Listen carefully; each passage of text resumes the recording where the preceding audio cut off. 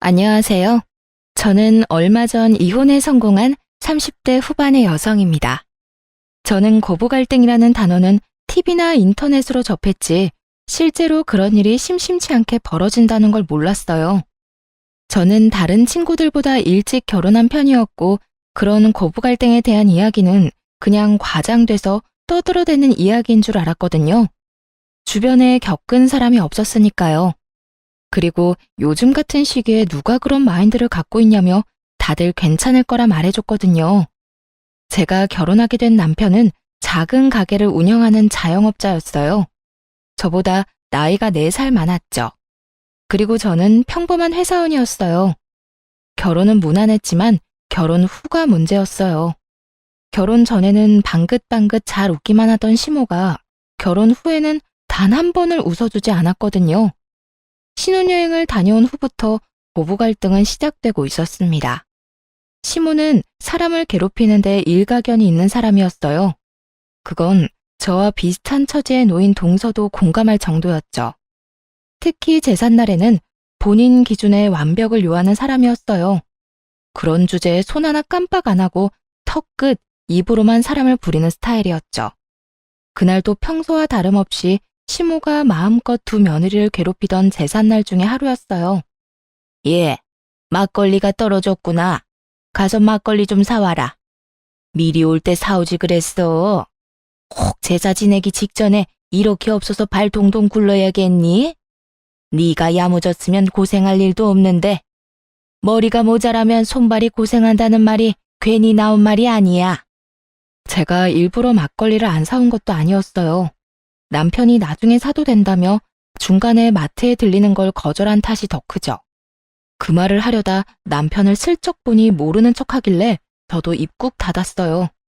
그런 말하면 고자질한다며 잔소리 시간이 2배로 늘 테니 그 상황은 피하고 싶었거든요.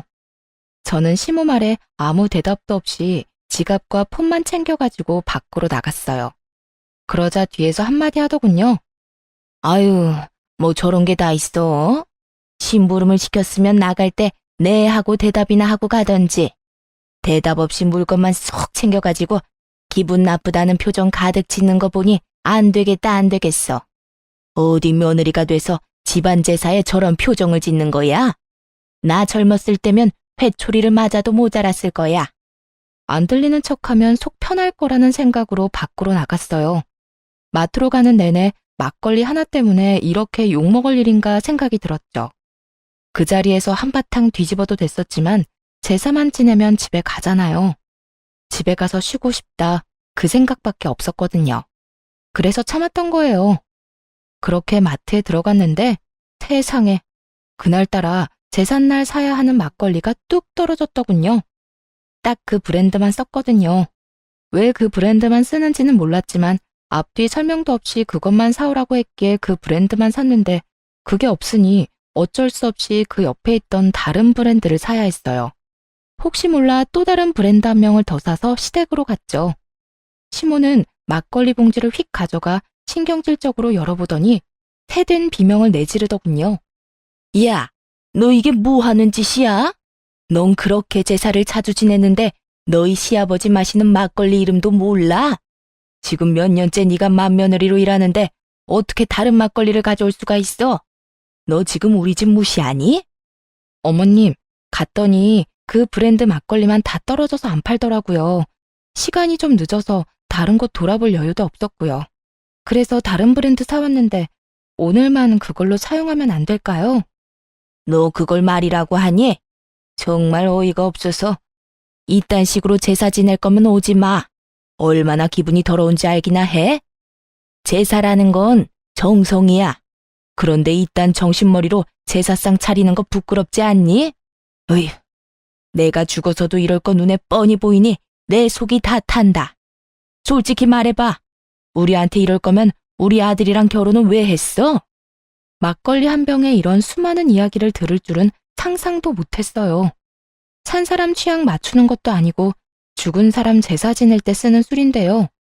이 술이나 저 술이나 똑같지 뭐가 그렇게 시시콜콜 따져야 하는 게 많은지 제가 가만히 있으니 더 폭주해서 난리가 나더군요. 잘난 너의 부모님이 그렇게 하라고 시켰니? 응?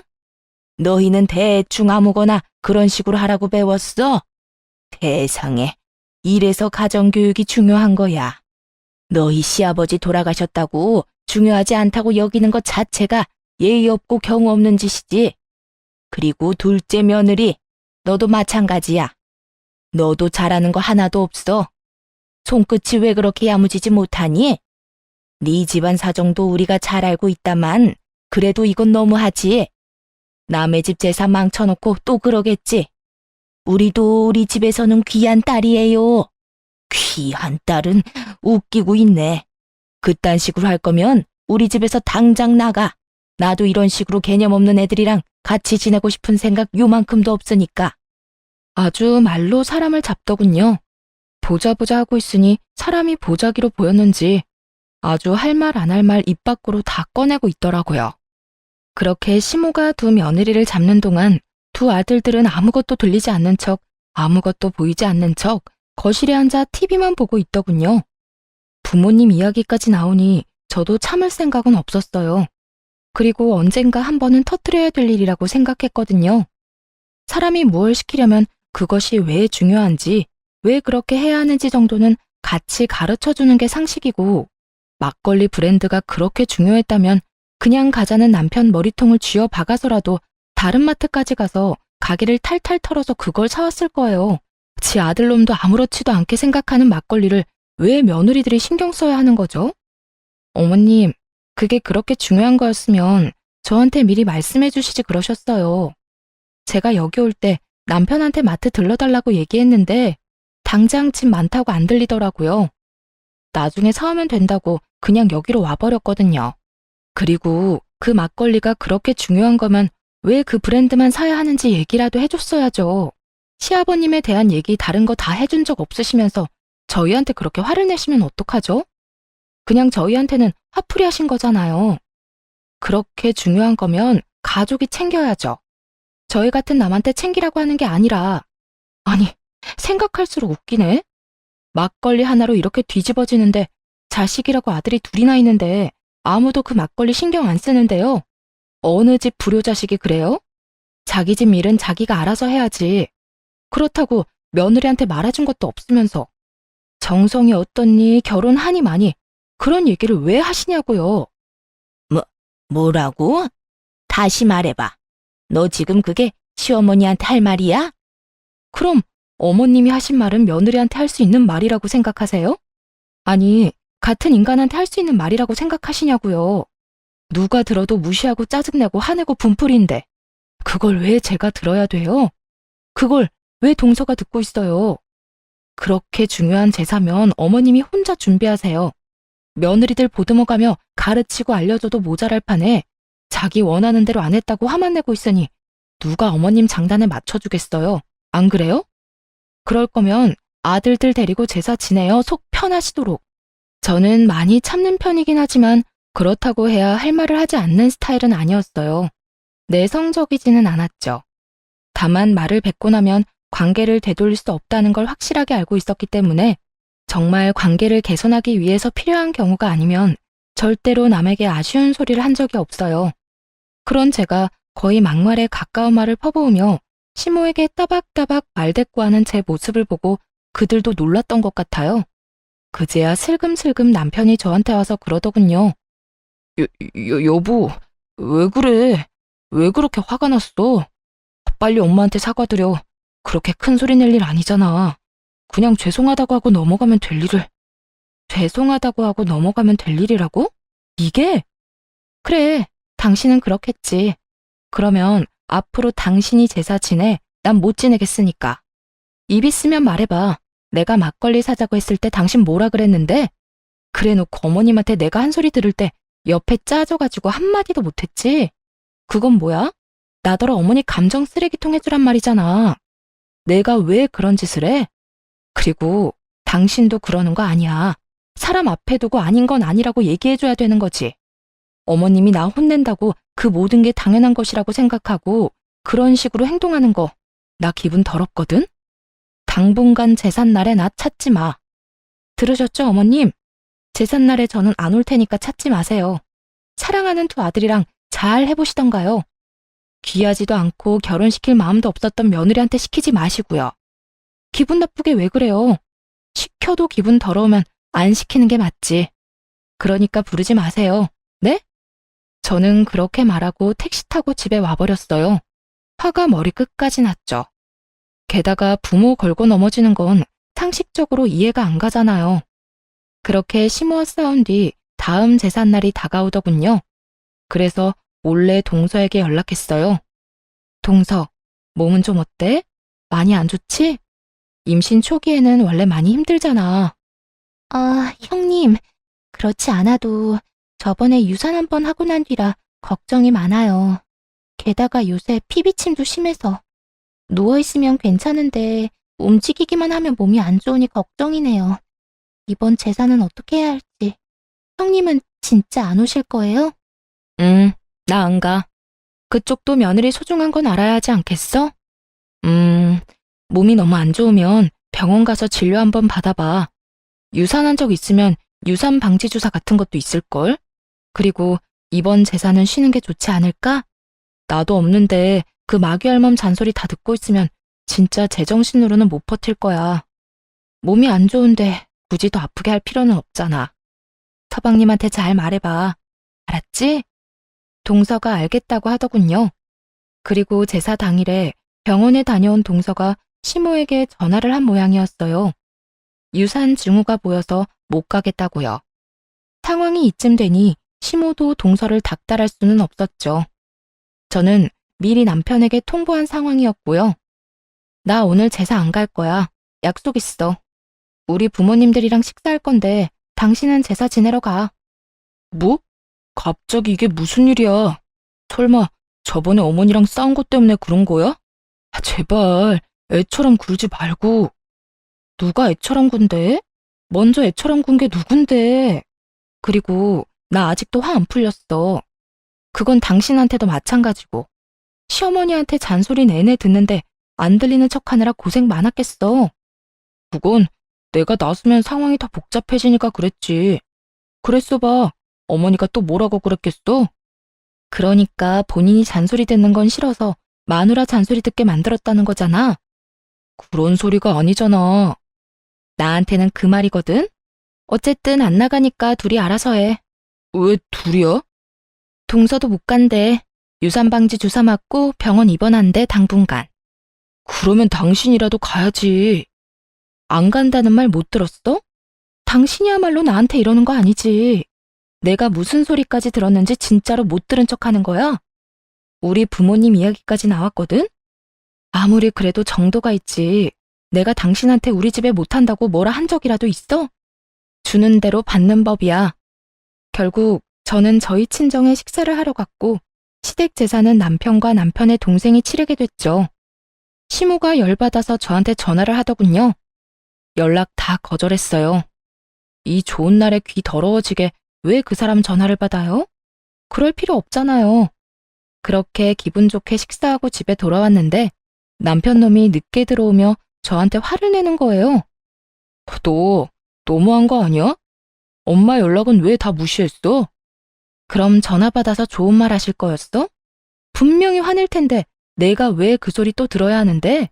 우리 부모님 계신 곳에서 내가 스피커폰으로 시어머니한테 욕 듣고 있었으면 당신 기분이 어땠겠어? 야, 그 말이 아니잖아. 그냥 좀 달래주고.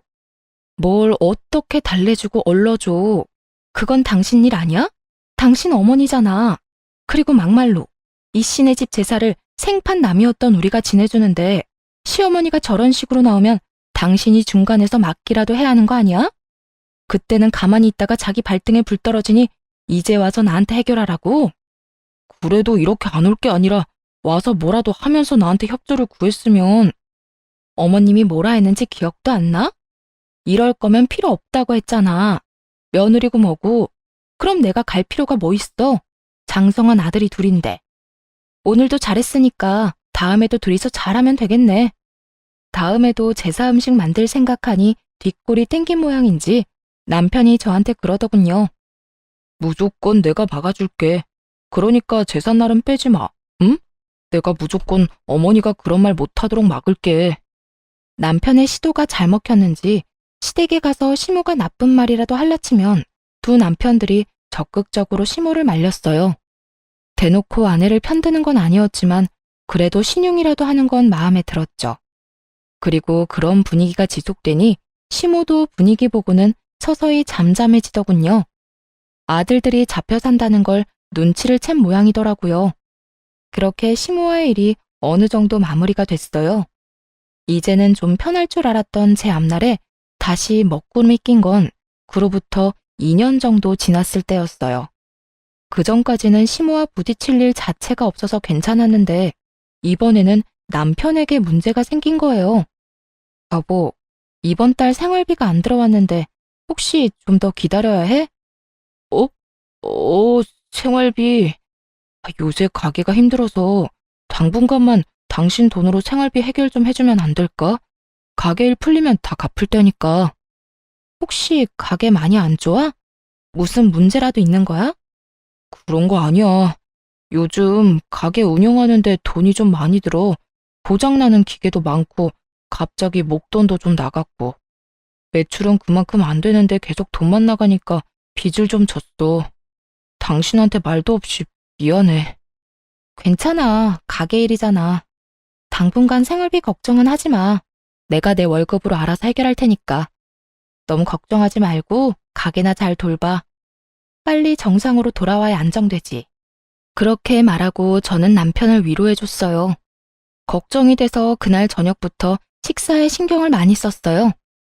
남편이 좋아하는 반찬부터 시작해서 기력에 좋은 장어와 소고기, 전복 같은 걸로 요리도 꼬박꼬박 해다 먹였어요. 제 월급으로 생활비도 해결했죠. 그런데 그런 제게 청천벽력 같은 상황이 벌어졌어요. 그날은 남편이 저 대신 시댁에 간 날이었어요. 제가 시모와 마주하고 싶지 않다고 했더니 남편이 저 대신 시모가 부르면 가는 날이 많았거든요. 뭐 시모가 저한테서 아들을 뺏고 싶어서 자주 부른다는 것 정도는 예상했지만 이 시기에는 생각보다 자주 불려갔어요. 그런데 남편이 시댁에 가 있는 동안 남편 노트북으로 확인할 것이 있어 들어갔다가 말도 안 되는 메시저 내용을 확인하게 된 거예요. 남편이 누군가에게 문의를 한 내용이었는데 그게 충전과 관련한 내용이더라고요.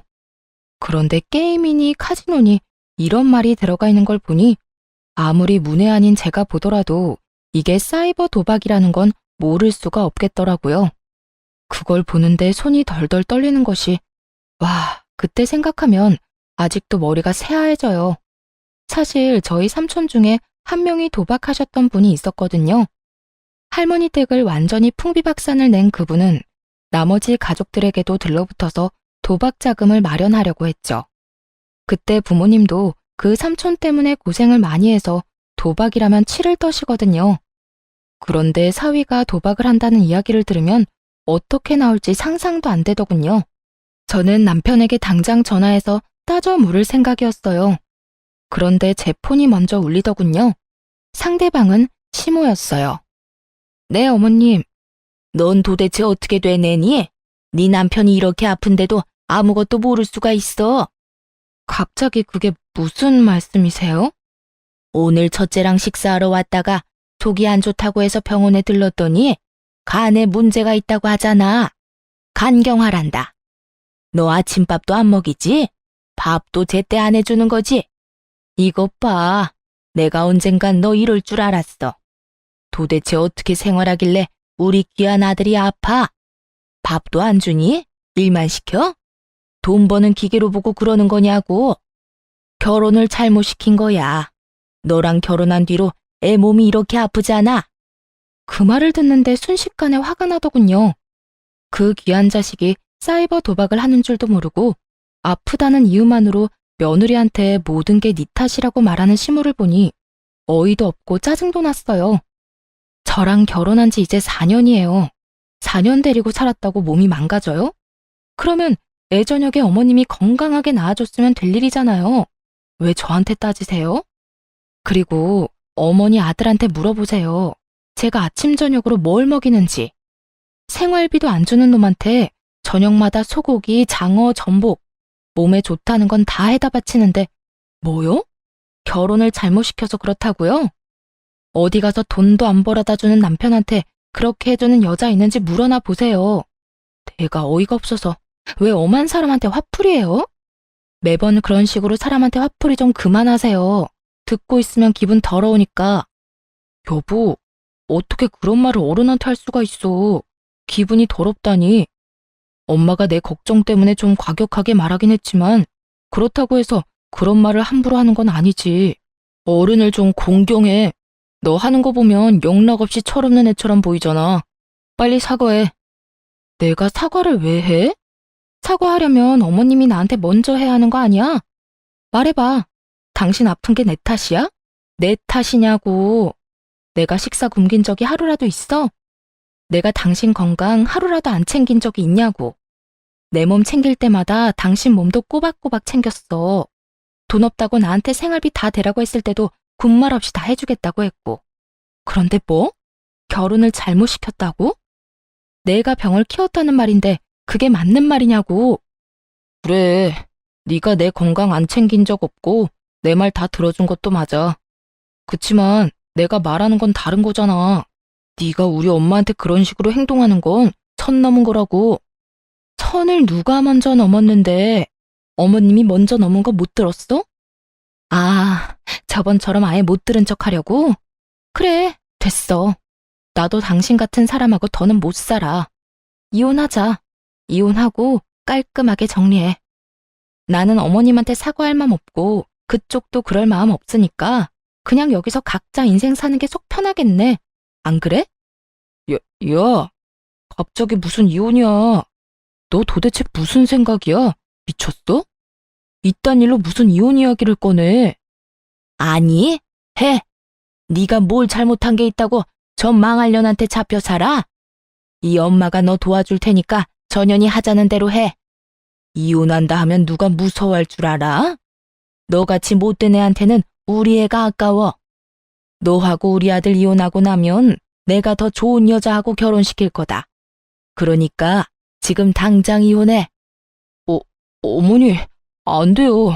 지금 저는 이혼할 만한 상황이 아니라고요. 발등에 불 떨어진 남편이 끙끙대더군요. 시모에게 뭐라고 이야기는 하고 싶었겠죠. 그런데 지가 도박하느라 돈 다 잃고 빈털터리에 마누라한테 생활 책임지게 하고 있다는 말을 할 수 있을 리가 없잖아요. 어떻게든 속이고 싶어 할 텐데 저는 솔직하게 말해서 잘 됐다 싶었어요. 이대로 이혼하면 제일 깔끔하니까요. 도박하는 놈 뒤치다꺼리 하느니 이대로 헤어지는 게 맞는 거잖아요. 아무것도 모르는 시모는 이혼하라고 난리고 남편 놈은 생각 없이 꺼낸 한마디에 생각지도 않았던 이혼 이야기를 들었으니 당황했을 거예요. 결국 남편 놈이 집까지 헐레벌떡 달려왔더군요. 그러더니 다짜고짜 그러는 거예요. 진짜 이혼할 거야? 나는 절대로 이혼 못해. 왜 우리가 이혼을 해? 내가 사과할게.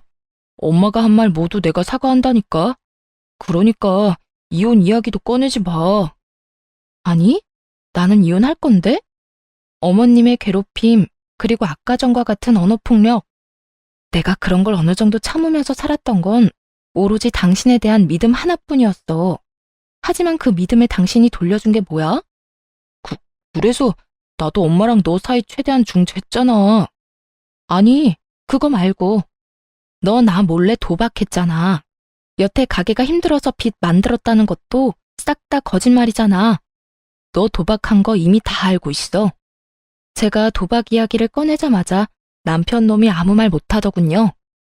언제까지 속일 생각이었어? 나한테 아무 말 안 하고 언제까지 나 우려먹을 생각이었는데 니네 엄마 때문에 힘든데 당신마저 도박을 해? 두 사람이서 쌍으로 나를 말려 죽이려고 작정을 한 거지? 그럼 나도 내 살 길 찾아가야 하지 않겠어? 그래서 이혼하자는 거야. 고맙게 생각해. 내가 당신 엄마 앞에서 도박 이야기 안 한 거. 결국 도박 이야기를 꺼내고 나서야 이혼을 하기로 했어요. 남편이 시댁에 어떻게 말했는지는 몰라도 시모는 전화 와서 아주 속 시원하다며 저를 비웃더라고요. 그래, 잘 생각했다. 네가 한 일 중에 제일 잘했어. 우리 아들하고 이혼하고 잘 살아봐라. 네가 우리 아들만큼 잘난 남자 다시 만날 수 있겠어? 어림도 없지. 내가 그렇게 되지 않도록 말 잘 듣고 싹싹하고 예쁜 여자로 재혼시켜줄 거니까.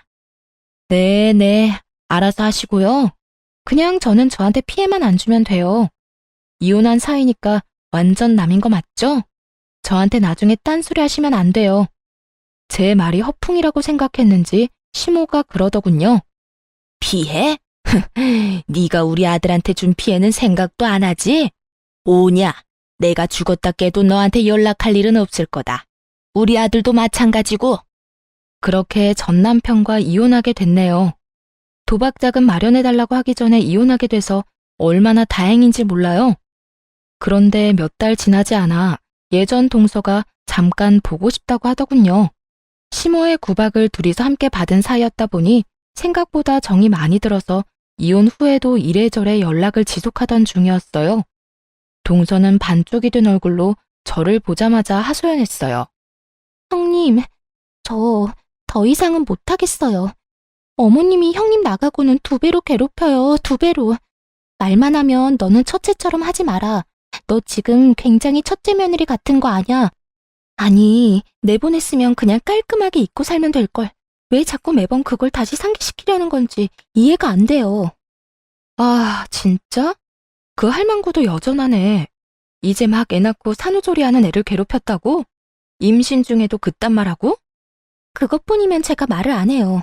우리 친정엄마 어린 시절에 다쳐서 발 저는 거 알고 계시죠?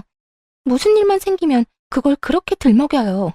이번에도 제가 애 낳고 몸 상태가 안 좋아서 좀 쉬엄쉬엄 하려고 하는데 딱 뒤에서 그러더라고요. 너도 네 애미처럼 절름발이냐고. 뭘 그렇게 느적느적거리냐고요. 저는 너무 놀라서 동서에게 되물었어요.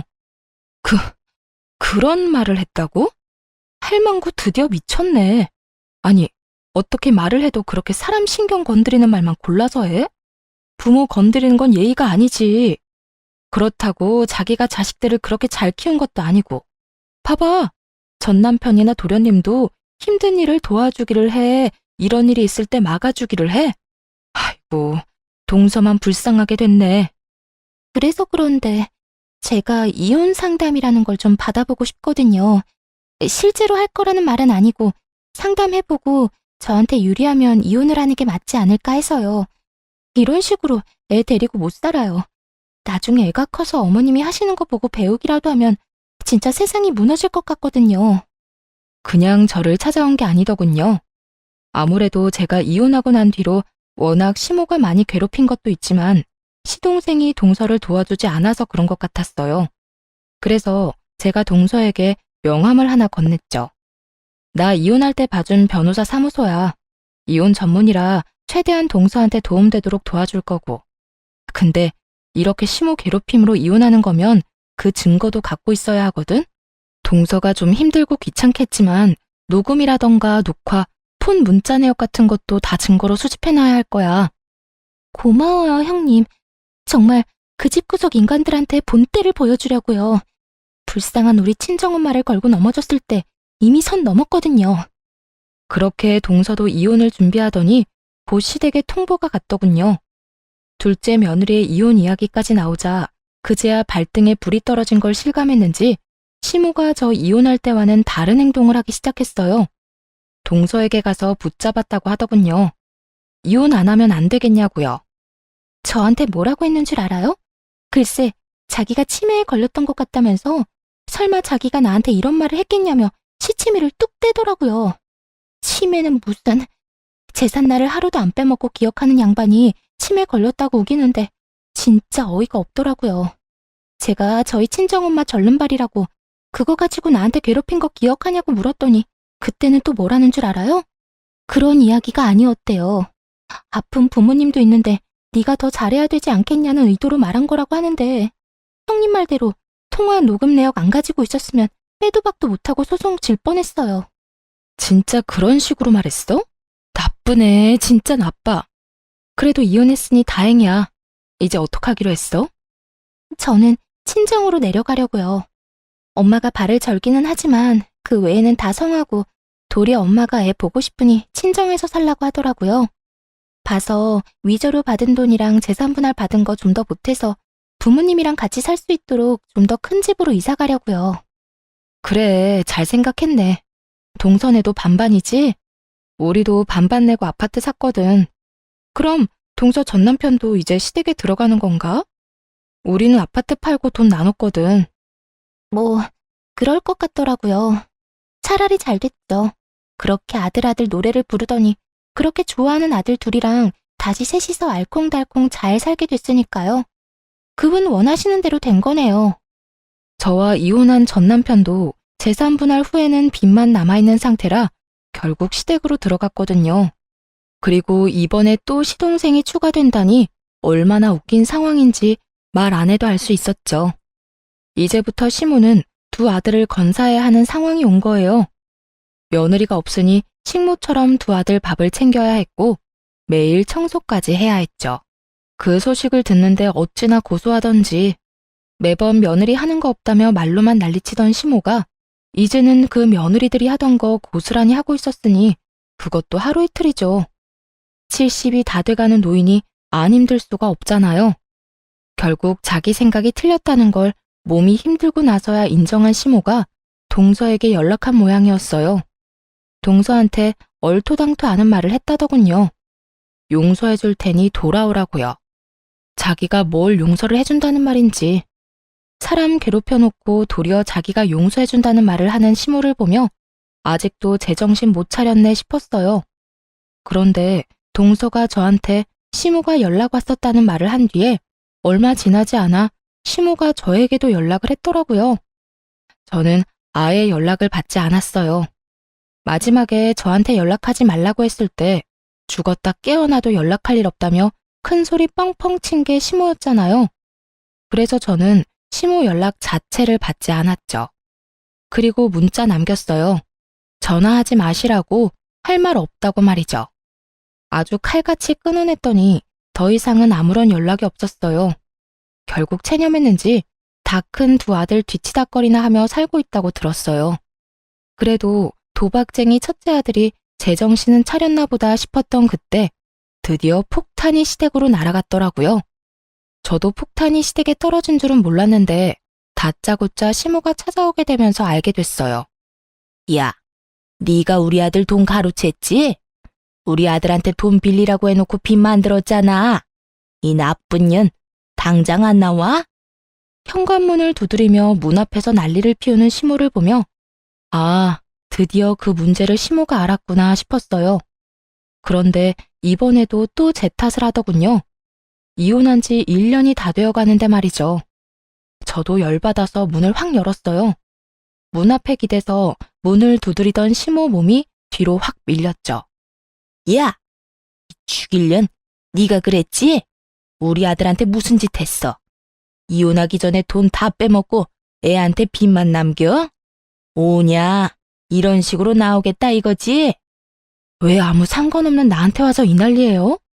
연락 안 한다고 하지 않았어요? 무슨 일로 여기까지 와서 행패냐고요. 무슨 일? 네가 우리 아들 빚 만들어내놓고 이혼했잖아. 지금 집으로 독촉장이 몇 개가 날아오는 줄 알아? 우리 아들이 그런 짓을 할 리가 없지. 이게 다 네가 살림을 제대로 못해서 이런 거 아니냐. 그래서 아드님한테는 물어보셨어요? 딱 봐도 아들한테 말 안 하고 나한테 먼저 온 거네. 아들한테 물어보면 어떻게 돌아가는지 정확하게 알 수 있을 건데요. 하긴 그 인간이 진실을 말해줄 리도 없지. 그럼 잘 들으세요. 당신 귀한 아들 도박쟁이에요. 도박하느라 억대 빚을 지고 나한테 생활비며 집안에 드는 돈 다 맡긴 인간이에요. 이제 아시겠죠? 그 독촉장도 다 도박 빚지고 못 갚아서 날아온 거라고요. 도박? 우리 아들은 절대 아니야. 집에서 한 발짝도 밖으로 안 나가는데 무슨 도박이야? 네가 우리 아들한테 덮어 씌우려는가 본데? 요즘에 누가 도박을 밖에 나가서 해요. 사이버 도박이라고 인터넷으로 하는 거 있어요. 궁금하시면 주변 사람 도움받아서 알아보시던가요. 여하튼 저한테는 아무 문제 없어요. 저는 그 사람 빚지기 시작할 때 이미 이혼한 상태고 도박 빚에 대해서는 갚아줘야 할 의무도 없고요. 이제 그 사람 가족은 제가 아니라 그쪽이잖아요? 제 말에 시모 얼굴이 하얗게 질리더군요. 설마 하는 표정이었어요. 이렇게 친히 가르쳐주는데도 못 믿는 걸 보니 귀한 아들 사랑이 참 대단해 보였죠. 아니다.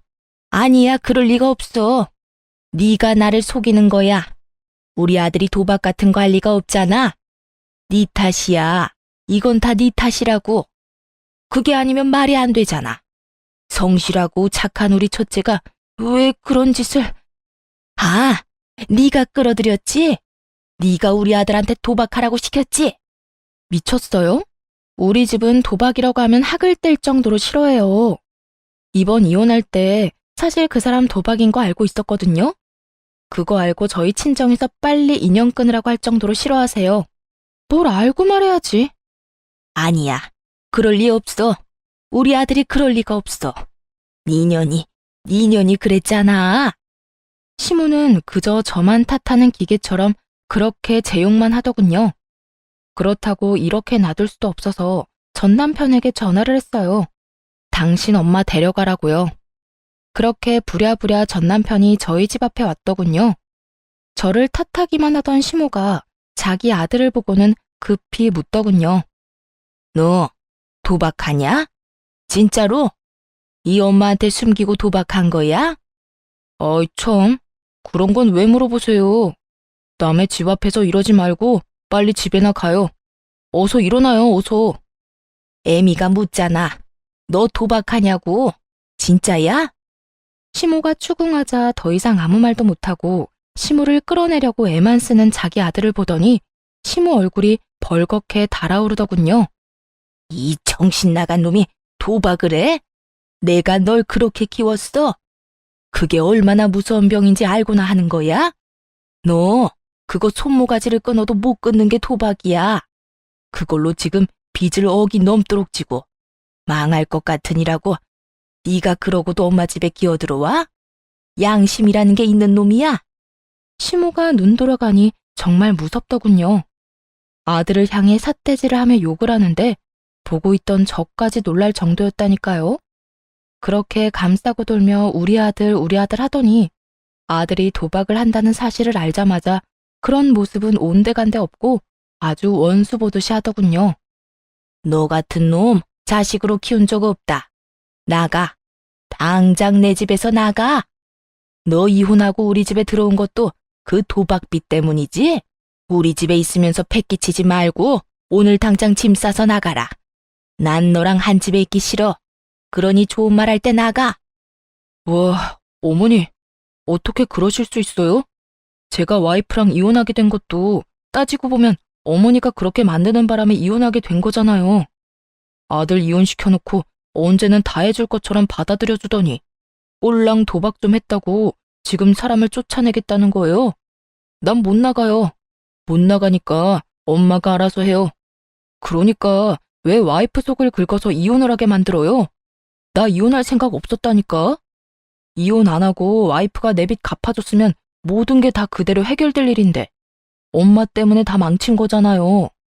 나 그럴 생각으로 이혼 안 하려고 했는데 엄마가 계속 와이프 속 긁었고 엄마 아니었으면 지금쯤 와이프가 내 빚 다 갚아주고도 남았을 거라고. 얼빠진 소리 하고 있네. 야, 내가 왜 네 빚을 갚아줘? 가게에서 사업하다가 생긴 빚이면 몰라. 근데 도박하다가 빚인 거잖아. 그걸 내가 왜 갚아주냐고. 나는 그런 거 갚아줄 생각 눈꼽만큼도 없으니까 두 분이서 알아서 하시고요. 일단 저희 집에서 나가세요. 왜 남의 집 문 앞에서 난린데? 나는 이미 상관없는 사람이니까 그런 이야기는 우리 집 앞에서 말고 다른 데서 하세요. 월! 월! 두 사람을 내쫓는 제 모습에 얼빠진 표정을 짓던 두 모자는 지금 상황이 모욕적이고 짜증나는지 서로 아주 피 터지게 싸우더라고요. 남편을 향한 시모의 반발은 생각보다 엄청났고 남편 또한 그런 시모에 대한 배신감이 생각보다 깊었나 봐요. 둘이서 욕을 주고받는데 듣고 있는 것도 힘들 정도였어요. 이 미친놈 좀 보게. 네가 사람이야? 네가 사람 새끼냐고.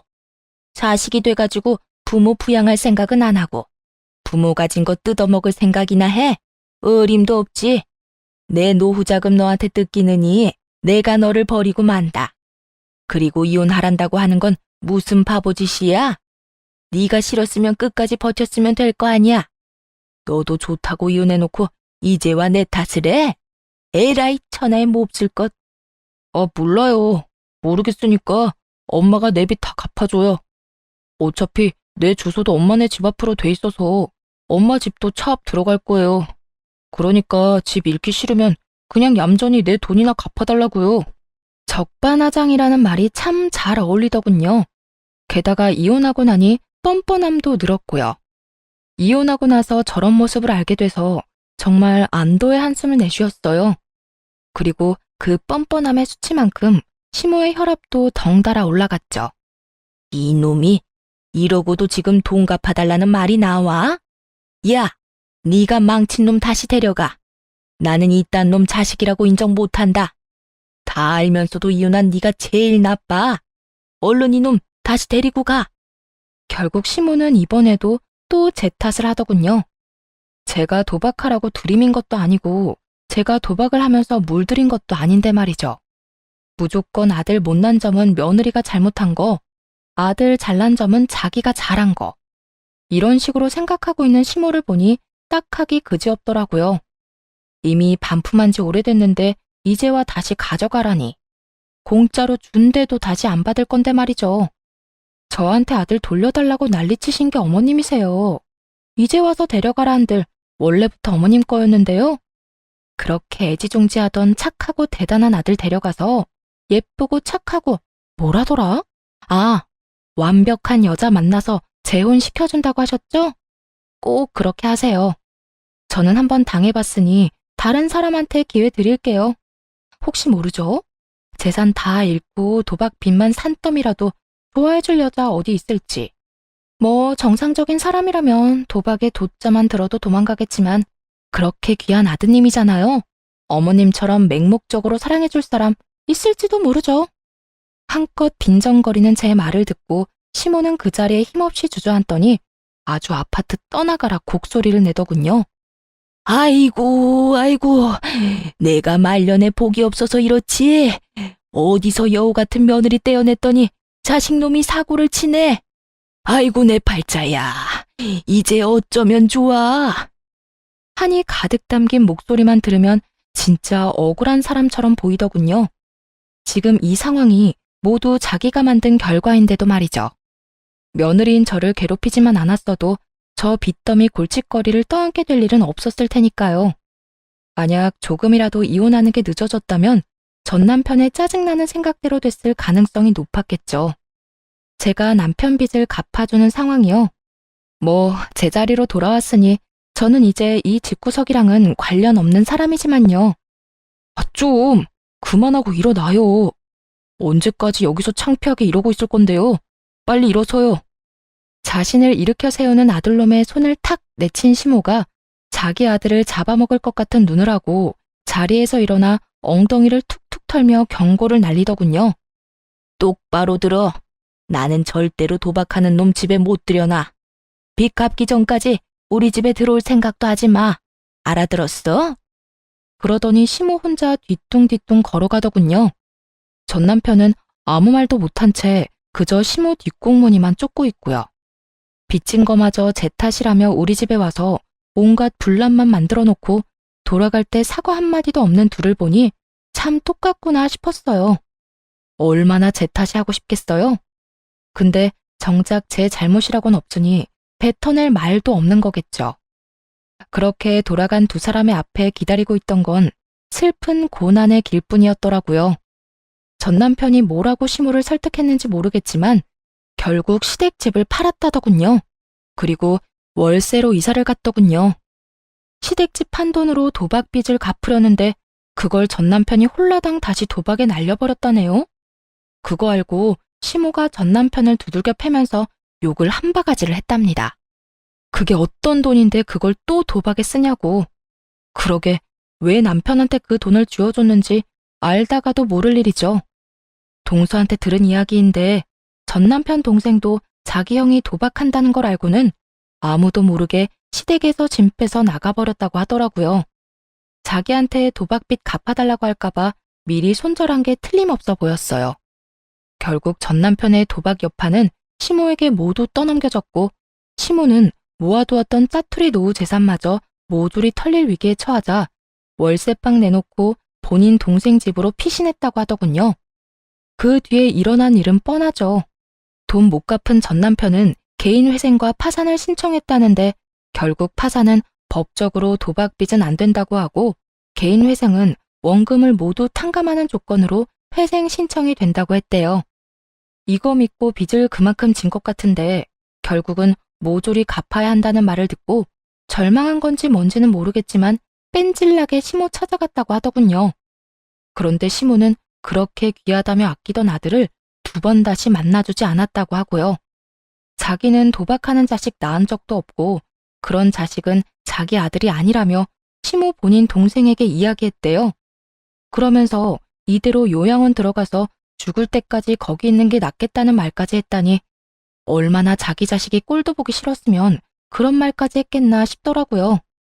진짜 고부 갈등으로 이혼한 게 천만다행이라는 생각이 들 정도로 시댁의 몰락은 처참했어요.